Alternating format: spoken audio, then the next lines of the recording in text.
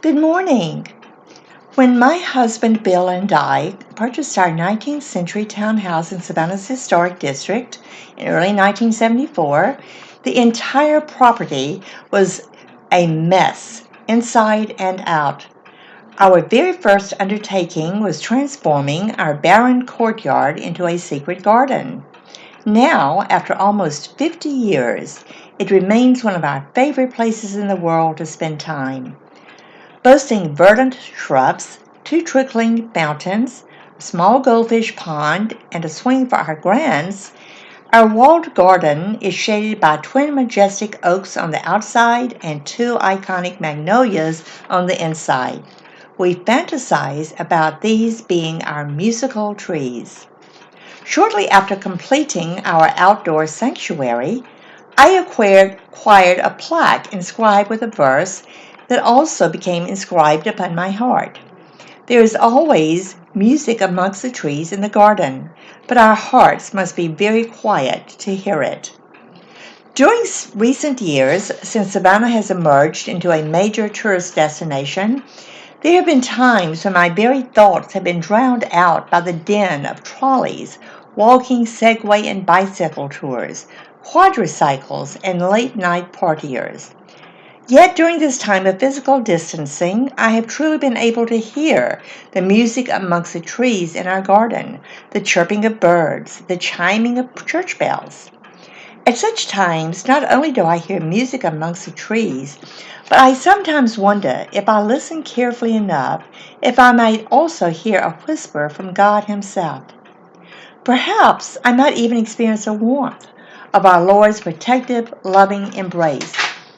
There are days when individuals desperately yearn to receive as well as give protective, loving embraces.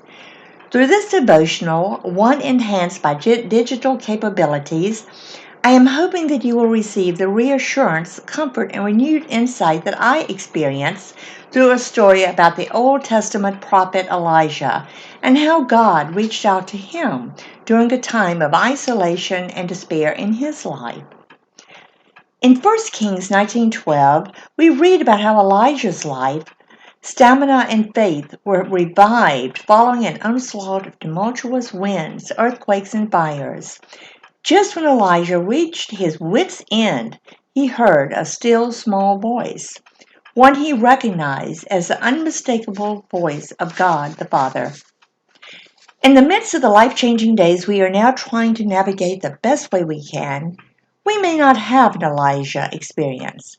However, we may be ever assured that God continues communicating with us today through a plethora of creative ways, including unique circumstances and inspirational experiences related to us by others. Likewise, we may also uplift and encourage others by sharing our meaningful experiences of divine intervention and how our faith has sustained us during arduous and challenging times. The voice of God was not delivered to Elijah through the powerful forces of nature, nor did God hail Elijah with an authoritarian shout. Rather, like a kind and loving father, he reached out to Elijah with a calming whisper. Maybe the takeaway message of this story is that our Lord often speaks to us amidst times of uncertainty or trepidation, yet we are more likely to hear His whisper and discern His message during times of quietude. May each of us make a concentrated effort each day to hear the music amongst the trees, while being ever mindful of any whisper which might be a sublime, personalized message straight from the voice of God. I hope you will have a wonderful day, during which time you will somehow feel the tangible presence of God in your life.